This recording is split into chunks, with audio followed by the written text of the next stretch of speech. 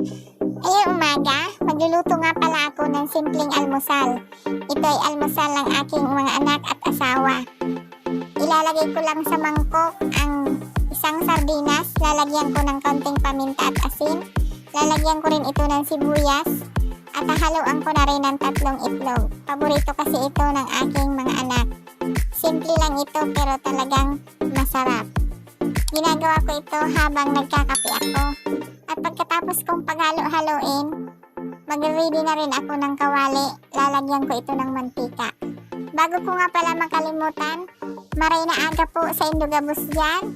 Medyo malamig pa ang panahon dito sa Bicol. Ito namang aking asawa, hindi talaga nakalimutan ang pag-good morning kiss. Konting halo-halo nga lang dito sa sardinas na may itlog ay luto na nga ito at pwede nang mag-almusal itong aking mga anak at syempre ang aking asawa. Marami pa akong gagawin, magtatanggal pa ako ng mga kortina sa bintana. Masyado na kasing maalikabok, matagal-tagal na rin itong nakakabit kasi nga lagi maulan dito sa Bicol. Pagkatapos ko nga tanggalin itong mga kortina sa aking bintana, ang susunod ko naman ay itong mga nilabahan. Kailangan ko na itong ilabas para mainitan naman kahit kaunti, para bumango naman. Ang aking ang bunso, pabalik-balik, masyadong excited. Mangunguha kasi kami ngayon ng talbos ng kamuting kahoy. Yung kasi ang naisipan kong iluto ngayon tanghali. Hindi ko naman tanim ang pinagkuhanan ko ng talbos ng kamuting kahoy. Humingi lang ako sa aking hipag. Salamat nga pala sa iyo, Ate Nora, pinagbigyan mo naman ako. Patulong nga ako dito sa asawa ng kapatid ng asawa ko para mabilis namin na maalis ang dahon sa tangkay ng kamuting kahoy.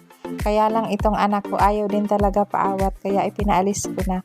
Ako na lang mag-isa dito para sabi ko mas mabilis ko itong matanggalan kaysa naman mayroong makulit na bata. Simple lang naman ang pagtanggal ng dahon. Alisin mo naman yung pinakatangkay ng talbos ng kamuting kahoy.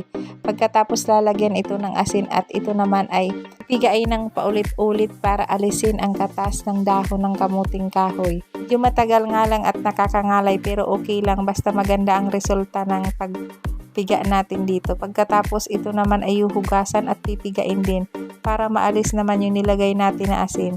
Hindi kasi maganda kung hindi natin hugasan ng mabuti, magiging maalat ang ating gulay. Tapos ko naman itong hugasan, i-ready ko naman dito ay yung ating tinapa. Yung tinapa huhugasan natin at tatanggalan natin ng mga tinik.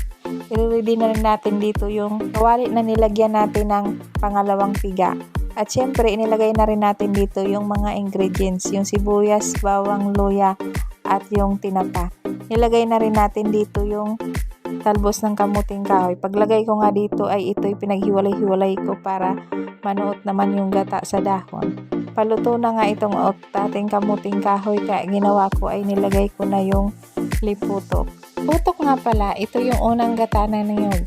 Pag nilagay natin yung liputok, hindi na kailangan takpan ang gulay para hindi lumabnaw ang sabaw. Luan lang natin ito ng mga ilang minuto. Ayan, luto na ang aming gulay. Pwede na kaming kumain. Kaya lang naalala ko wala nga pala dito ang aking mga anak. Nandoon nga pala sila sa kanilang tita.